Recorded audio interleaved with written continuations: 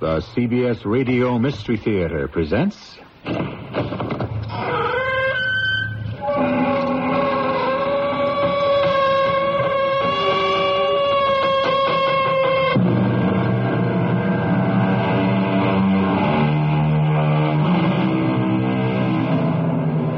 Come in. Welcome. I'm E.G. Marshall. The world seems crammed with people eager to tell you what's wrong with you and how to fix it. How to enjoy peace of mind. How to escape loneliness. How to love yourself and others. In short, how to live the good, the satisfying life. One wonders, do these people enjoy peace of mind, avoid loneliness, love themselves and others? These people are so anxious to impart their wisdom. How good, how satisfying are the lives they lead? Lovely people. Perfectly lovely people. So sweet, so dear, so open, so free. Lovely people, all of them. Don't you think so, Irene? Oh, yes. Except for you. You are not lovely at all. Frankly, Irene, you are awful.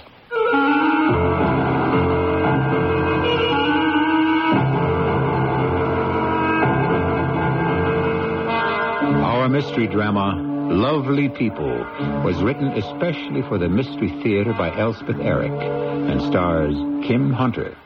I'll be back shortly with Act 1.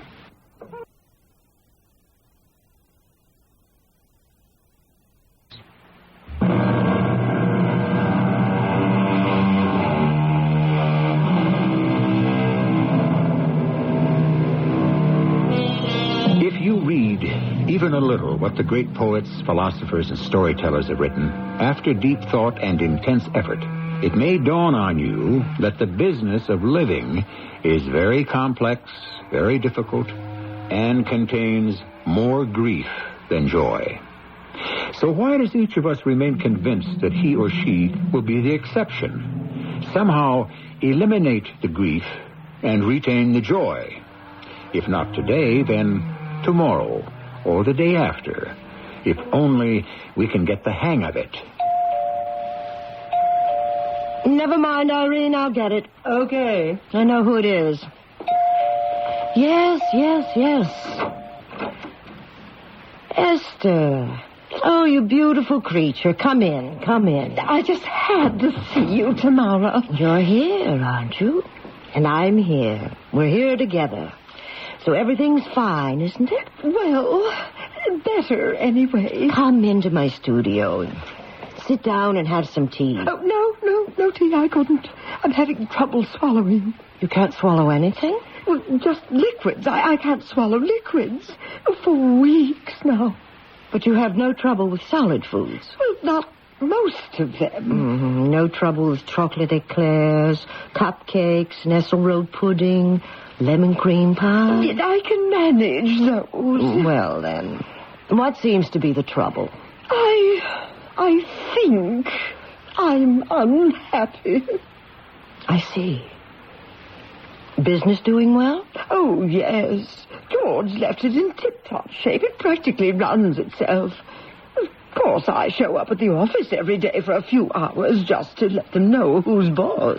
Sweetbird Products runs itself, is that it? Well, just about. Oh, here, I brought you a bottle of Dewdrop lotion. It's a moisturizer. I use it myself. Is it any good?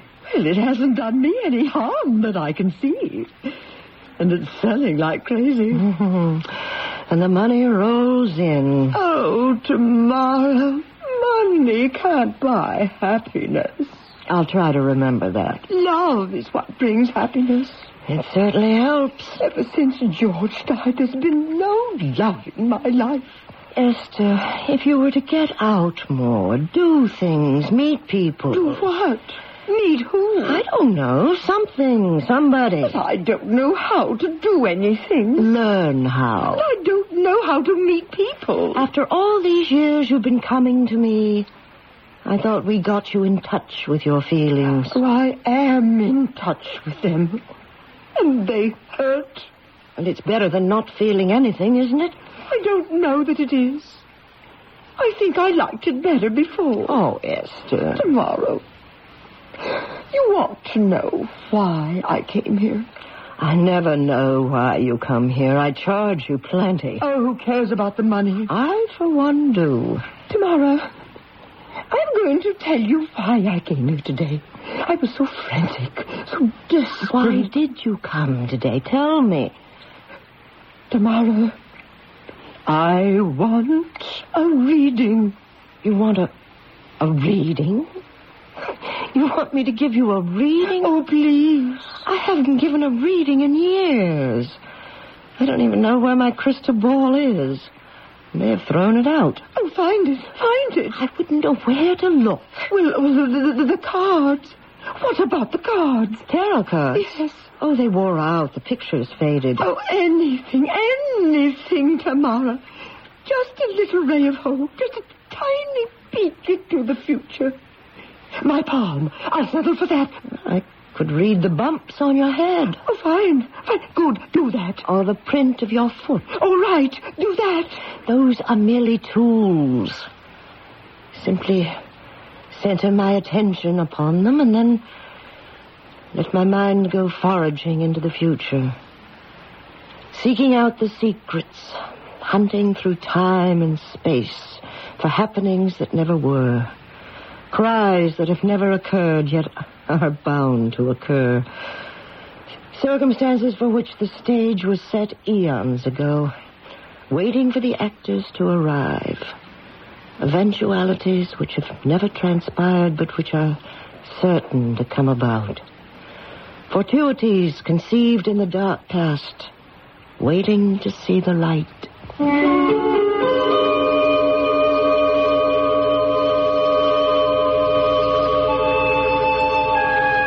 But you can't see tomorrow. I told you. But I'm desperate. I tell you, I'm desperate. Irene, what's going on out there? I can handle it. She won't let me see you, and I have to. All right. Come on in. Oh, really? Come on. You're sure it's all right? You wanted to see Tamara, didn't you? You are Tamara? None other. Come in. Care for some tea? I'm having some. Thank you. Yes, I'll have some tea. If that's all right with you. I asked you, didn't I? Sit down. You're shaking all over. Yes, I guess I am. Lemon? Milk? Sugar? No, nothing. I can't believe I'm sitting here looking at you, actually talking to you. Thank you. Try not to spill it. No, I won't. I'll try not to. I'm sorry. Oh, it doesn't matter. Really, it doesn't matter. I am so distraught. I have never been so... Now, just sit back and tell me about it. After all, that's why you came here, isn't it? I couldn't think what else to do. And clearly you're in trouble of some sort. Ooh, all sorts of trouble. Well, sit back, sip your tea, and tell me. Miss Tamara. Yes? I have to be honest with you. I can't afford to pay you. Oh? I almost had the money saved up. I had $88, but I was so desperate for help of some kind. I bought some lottery tickets. And you lost. Well, I like your looks, so... You like my looks? Why shouldn't I like your looks? Well, nobody ever has before. Well, true. You're a bit on the skinny side. I'm a shrimp. That's what they used to call me in school. Shrimp. But you have good, kind eyes. And a lovely complexion. Hasn't anyone ever told you that? Well, never. Never in my life. Oh, what a pity. Oh, I'm a mess. Yeah, that's what I am. I'm a mess. I'm poor. I don't have friends. I have no life, Miss Tamara. And I'm 40 years old. 42, actually. And I have no life. I might as well be dead. Sometimes I think I am. Dead? I might just as well be, don't you think? No, I do not think so. I do not think so at all. Not for one single solitary minute do I think it. Really? I'm going to tell you why life is worth living. Even mine? Even yours. You have a job, I take it. Oh, yeah. With a big firm. I'm secretary to the head of it. Well, that sounds promising. Oh, well, I'm not really her secretary. She has 5 of them. Oh, a woman. Yeah, just her appointment secretary. Hardly even get to talk to her. Just good morning and have a nice day. But I keep her appointment book, and that's how I ran across your name. Yeah, she seems to see you quite a lot. Oh, really? Sometimes it says Tamara, and sometimes it just says therapy. So I put 2 and 2 together. And they added up to me. That's about it. Well, now, let's see what we can do about your life. Oh, yes, let's. Because in times of desperation, I want you to know that there is always something you can do about it. Always? Always. Never forget that. If I only knew what. You came here, didn't you? Well, yes, I did that. And broke past my monstrous secretary to get to me. Didn't you do that? Yes, I did. So there now. You see? Now, what I'm going to do is give you a reading. A reading? A little glimpse of the future. You didn't know I used to be a fortune teller, did you? Before I became a therapist. Well, I was. Here, take this apple. You don't have to eat it.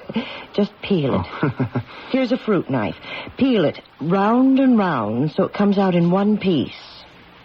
Then I'm going to let my mind go foraging into the future, seeking out the secrets, hunting through time and space for happenings that never were, crises that never occurred yet are bound to occur, circumstances for which the stage was set eons ago.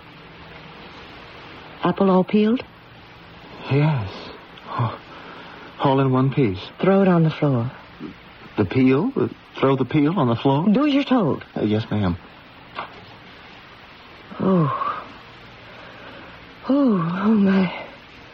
My head is swimming.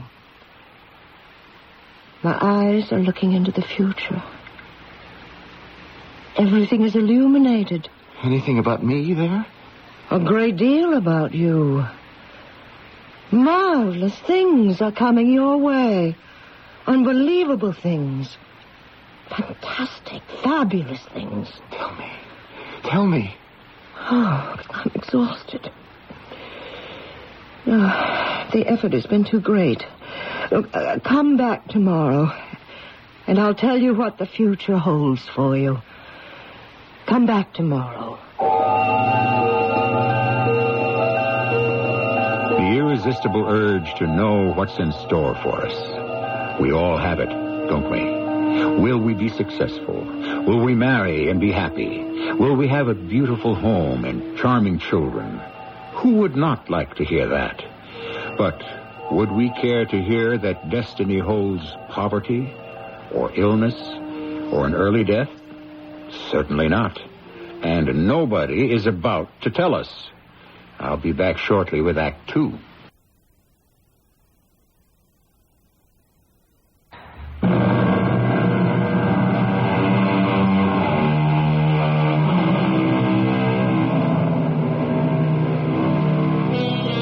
Nothing has concerned mankind more consistently than the future.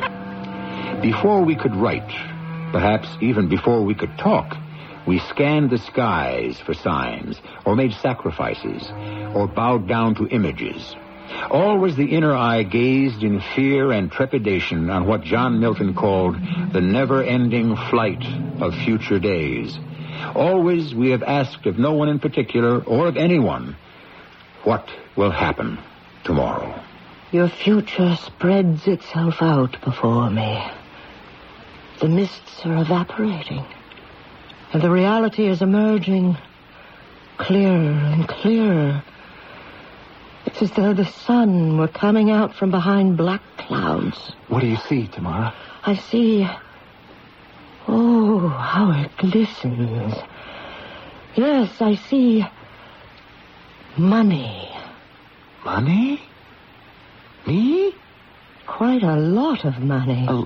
A lot? Oh, it can't be me. But it is you. No, it's just not possible. Anything is possible. Believe that. I will. I'll try. I'll... Wait.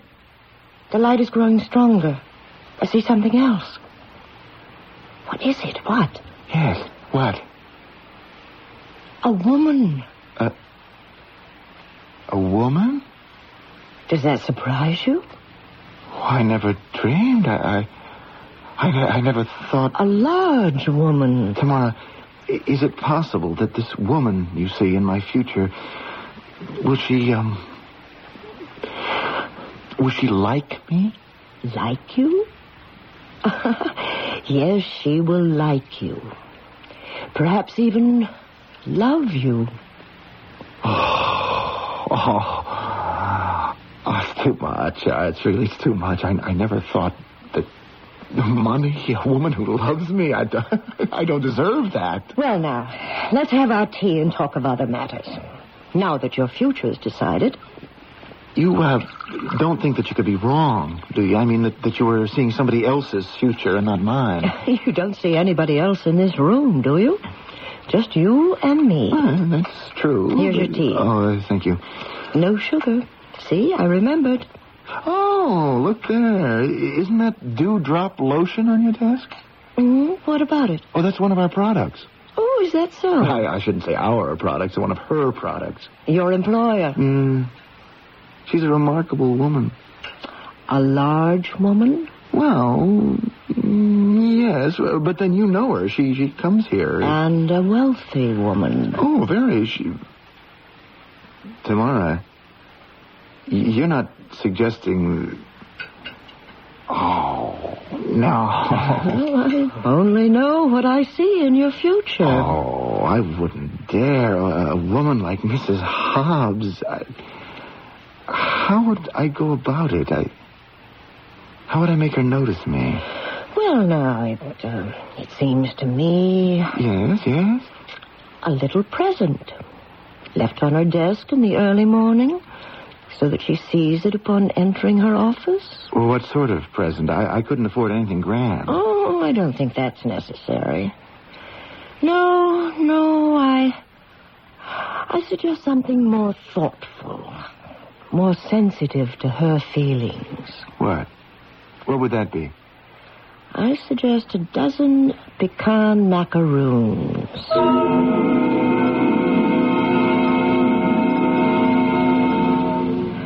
Irene, you remember the young man who broke in here so precipitously a few days ago and came back the next day? Oh, yes, I remember him. Do you know his name? Well, don't you? You saw him twice. No, Irene, I do not know the gentleman's name. I do not know his name because I did not ask his name.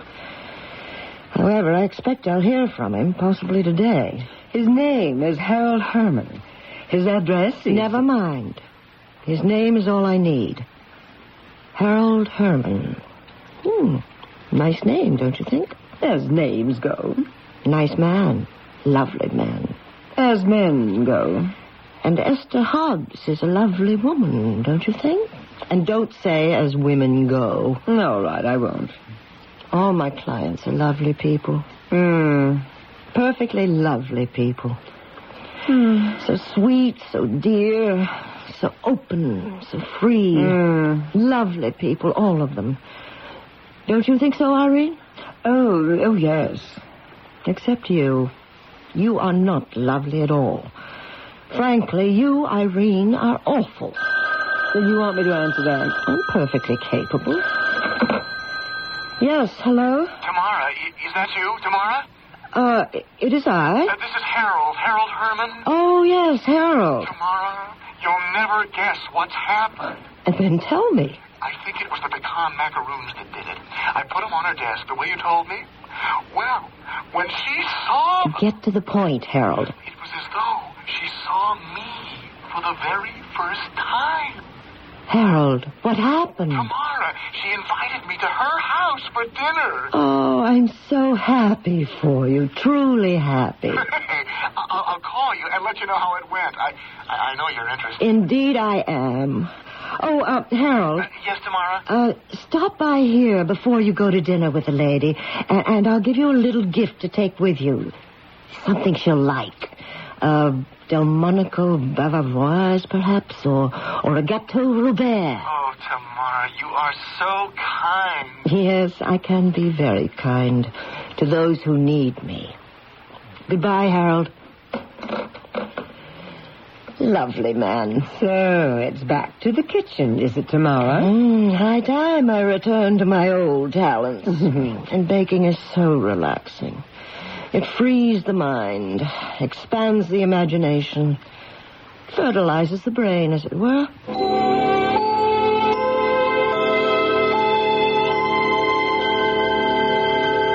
Every night, Madame Tamara. Every single night for 2 whole weeks. Cocktails in her drawing room. I only drink a very little, very dry sherry. Sugar, you know, I avoid it like the plague. Your teeth. Yeah, well, they're my most attractive feature, so... I understand. Go on. Then, into the dining room. All crystal chandeliers and damask napkins and the most beautiful silver. And a butler. Imagine... 2 butlers, actually. One for her, one for me. After dinner, sometimes it's the theater, if there's anything playing, or a concert. Sometimes bridge with another couple. Very grand, very knowledgeable. At first, I didn't know how to talk to them, what to say. But Esther taught me. Now I'm very good at it. What's the secret? You ask them questions. Is that all? Mm-hmm. And then you listen very carefully to what they say. No matter how long it takes, you listen.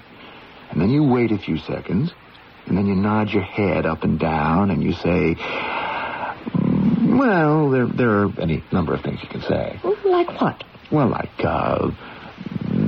that's extremely interesting, or you've really given me something to think about, or what an original point of view, or very sound. Don't go on. I get the idea. I never dreamed life could be like this. I thought I'd be stuck in my little 1.5-room apartment for the rest of my life. So I read your future correctly. Oh, you did. And you thought life wasn't worth living. Oh, I know. I'm so ashamed. It was you who taught me that life is always worth living because there's always something you can do. And I came here, and you changed everything. You made me believe. Very important, believing.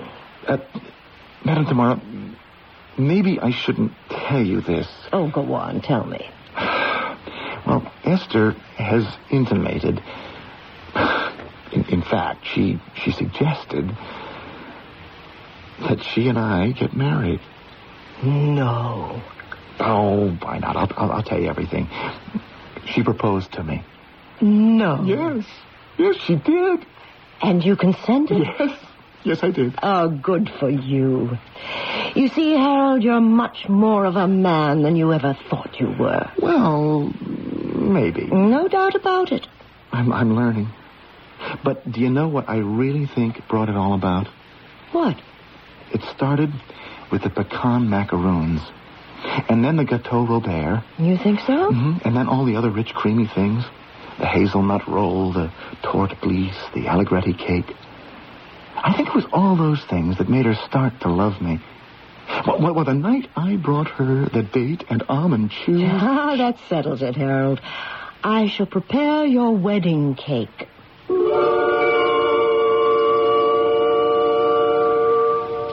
And how is married life, Harold? Oh, marvelous.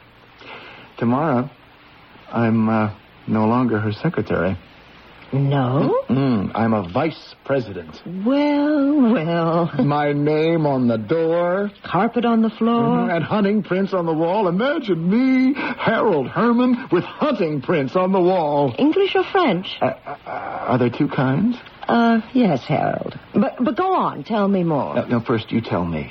What marvelous dessert have you concocted for me to take to her tonight? Well, how does a date pecan pie sound to you? Oh, it doesn't matter to me, because I won't eat any of it. Well, I make a very good date pecan pie. Well, I'm sure you do, but it's not for me, Tamara. It's for Esther. Oh, I'm so afraid of losing her. She does so much for me. I really do nothing for her. Really nothing? I'm just around, you know? I'm not amusing or interesting or anything like that. Well, you might just say I'm a body in the house. Oh, no, Harold. It's true. I don't contribute anything, really. I can't discuss anything. I can't tell jokes. Oh, but when I bring her my gifts, I don't give them to her till work is over for the day. I give them to her in the limousine that drives us home. Oh, and then you should see her eyes light up. She looks at me almost as though she loved me. Am I being silly? No, Harold. Or conceited? No, Harold, no. Now I'll go get your date pecan pie. And tomorrow, stop around and I'll have some butterscotch tarts ready for you.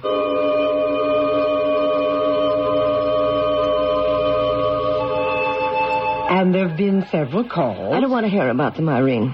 Are you going to spend all your time in the kitchen? I may just do that. Well, there's very little money coming in.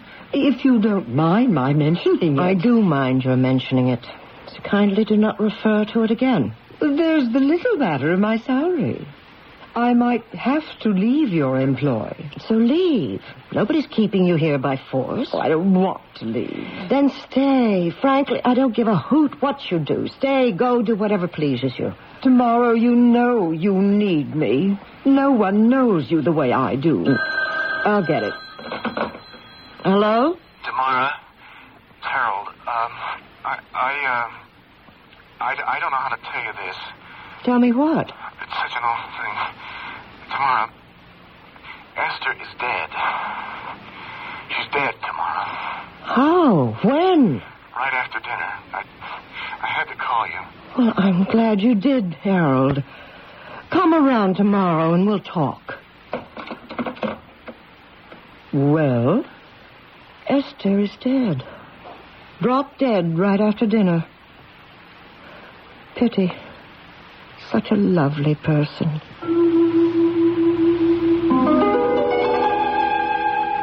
What horrors lie ahead for us? We do not know, nor do we wish to know. And yet, what joys are ahead?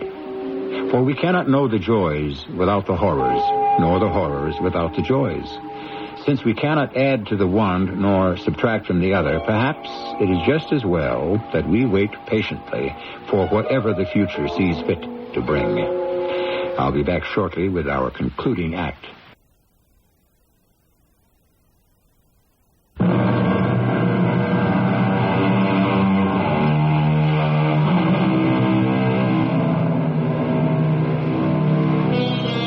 What do we expect from prognosticators anyway? From those who try to read our futures in a crystal ball, or fancy cards, or lines in our palms, or the positions of the stars? What do we want to hear from them? However realistic we may think ourselves to be, I strongly suspect that what we truly wish to hear is that we will be not only perpetually happy, but perpetually alive.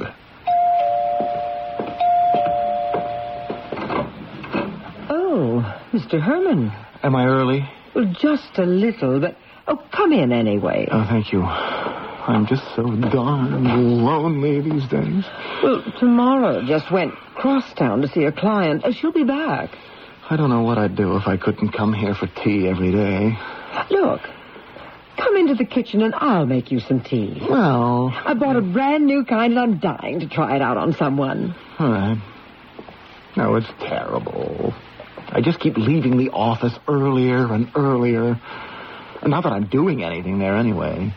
Not that I know how to do anything. Esther always said the business ran itself. I guess that's what it's doing. I don't need me there, that's for sure. Well, but you're a very wealthy man now, Mr. Herman. You could do practically anything you wanted to. Like what? What about all those things you used to do with Mrs. Herman before? Oh, Esther arranged all those things. The theater and the rest. She always got the tickets, reserved the table at the restaurant. Well, you could do that. Well, and go by myself? Well... You want to know something, Irene? Whatever you want to tell me. When Esther was alive, we used to have 2 butlers. After she, Yeah, I know. You let one go. No, I didn't. I kept them both. Oh, Mr. Herman. You call me Harold, will you? Of course I will, Harold. Yeah, thank you. Yeah, having both butlers around made the room, the dining room, that is, seem more populated, not so empty. Oh. Of course, I don't talk to them, and they don't talk to me, still. Tea's ready. Oh, that's good. I really look forward to having tea here. No sugar, right? No sugar. How did you know that? Oh, well, tomorrow must have told me. Yeah, my teeth. I want to save them forever. I don't know why, but that's one of the things I promised myself, that I'd always have my teeth. Even if they're all that I have. You think tomorrow we'll be back soon? Oh, any minute now. She went clear across town to do a reading for Mrs. Featherstone. Hey, maybe that's what I need, a reading. Oh, you think so? Well, it worked before, didn't it? Tamara had me peel an apple all in one piece, and then just by looking at it, she could tell what was going to happen to me. Yeah. Yes, she could see it in the apple peel, and it happened.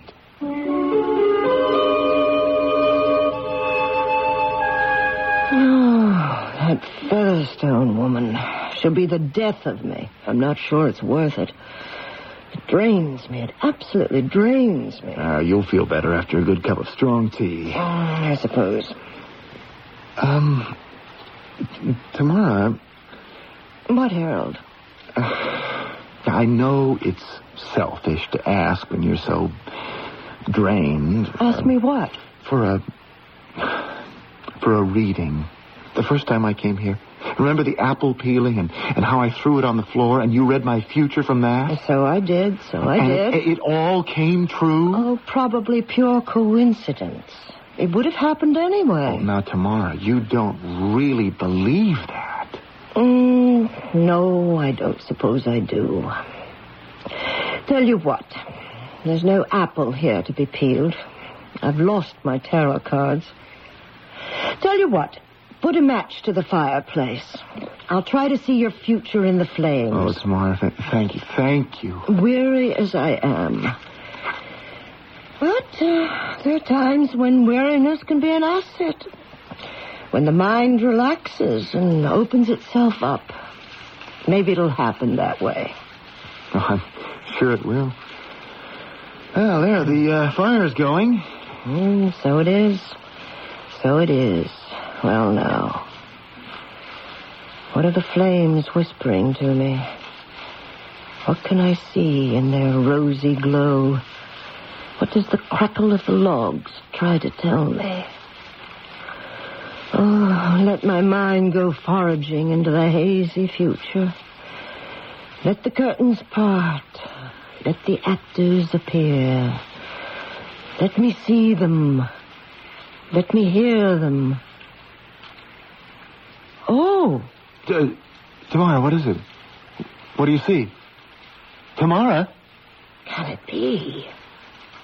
Do I see what I think I see? What do you think you see? Coming toward me through the flames. Yes, a woman. A woman? She smiles. She stretches out her arms. Oh, but not to me. No. Not to me, not at all. To another, not to me. To me? It's your future I'm reading, isn't it? I just can't believe it. Tamara, what does the woman look like? Can you tell? Is it anyone I know? She's slim. Yes, very slight and thin. Not young, but not old either. She walks with a light step.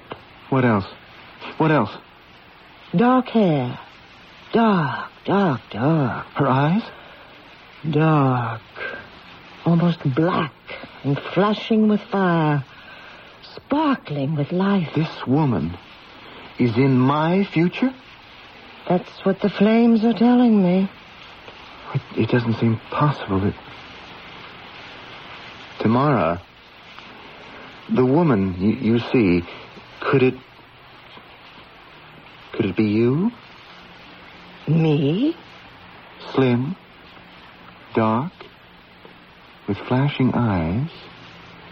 Not young, but not old. Why, Harold, such a thing never entered my mind. But it's possible, isn't it? Anything is possible. Who's there? Time for tea.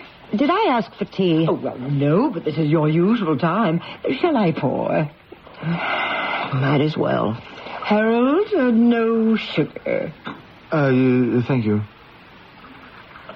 For you, Madam Tamara. 2 sugars. That's right. How about you, Irene? Oh, I had mine in the kitchen. Biscuits, anyone? No, thank you. Well, now, isn't this nice? Don't you think so, Tamara? Think what? 3 friends having tea together in front of a fire. There's nothing so heartwarming, is there? Oh, yes, by all means. Certainly. Anything the matter, Tamara? No, not a thing. I think you're tired. Oh, it's that Mrs. Featherstone. She's worn her out. She's so demanding. No, it isn't just Mrs. Featherstone. It's me. You, Harold? Oh, no. You always make her feel better. Today I asked her to give me a reading. I shouldn't have done that. She was tired anyway, but she's so good. She's so kind.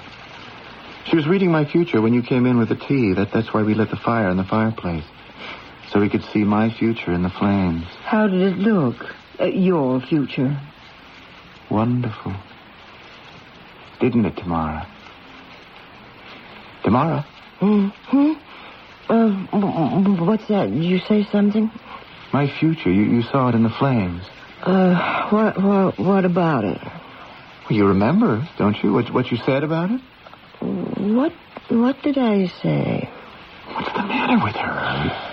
It was just a few minutes ago. Harold, she's just tired. She's been overworked lately. Well, can't we do something for her? Well, I think the best thing would be for you to go home, and I'll get her to bed.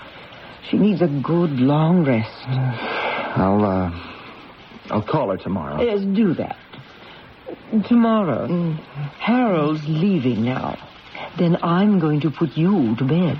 I'll call you in the morning, Tamara. Of course, sure. Bye. Now, if you need anything, Irene, if she needs... Yes, I'll let you know. Okay, now, Tamara. We've got to get you upstairs and into bed. Come on, now. Now, come on, try and help. Oh, my goodness, you're dead weight, aren't you? Now, we're going to walk to the door, Tamara. Come on, now. 1 foot. Other foot. That's it. Now, let me get the door. How are you feeling, Tamara? I'm tired. Of course you're tired. You're worn out. Now, going up the stairs. 1 step. That's it. Now, the next step. Hard. Of course it's hard. And you want to know why? Because I've found that little bottle in back of the china in the pantry cupboard. Remember the little bottle, Tamara? With the white powder in it? Of course you remember it.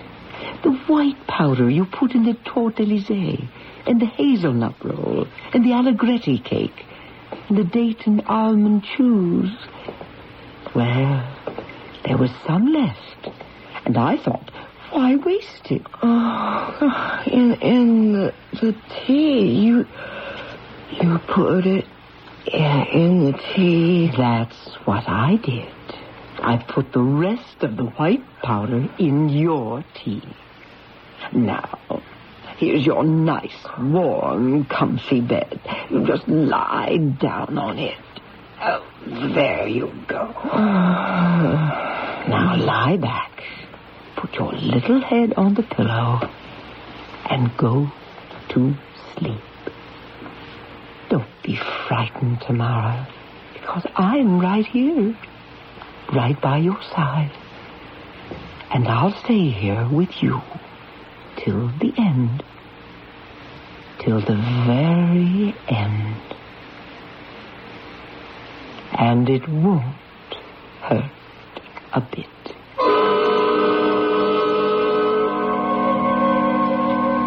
Oh, it looks like suicide, Harold.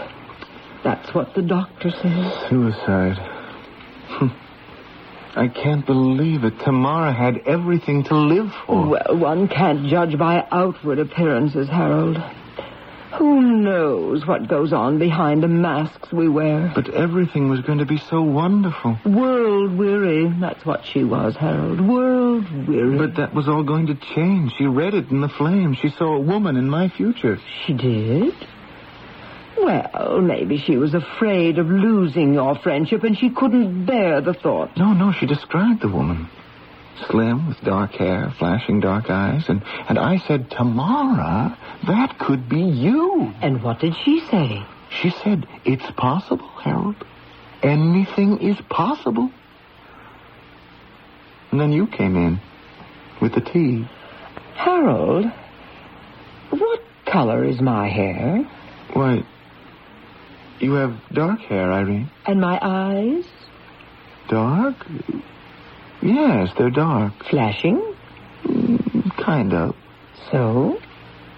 So what, Irene? Oh, Harold. You mean you and me? What do you think? I don't know. Does the idea appeal to you? Kind of. I'd make you happy, Harold. I can play bridge. I do like you, Irene. Only what? I feel so strange, us sitting down here talking about things like that, and all the time, upstairs. Tamara. Yes, Tamara. She was a lovely person, Irene. A lovely person, yes. But then, so are you, Harold. And you, Irene, you're a lovely person, too. A really lovely person. What's going to happen to these lovely people, Harold and Irene? You don't know, do you? I certainly don't know. And most crucial of all, they don't know. Oh, I hope they don't start running around trying madly to find out in advance. Better, much better, simply to take everything as it comes, a day at a time, and let the future take care of itself. It will anyway. I'll be back shortly.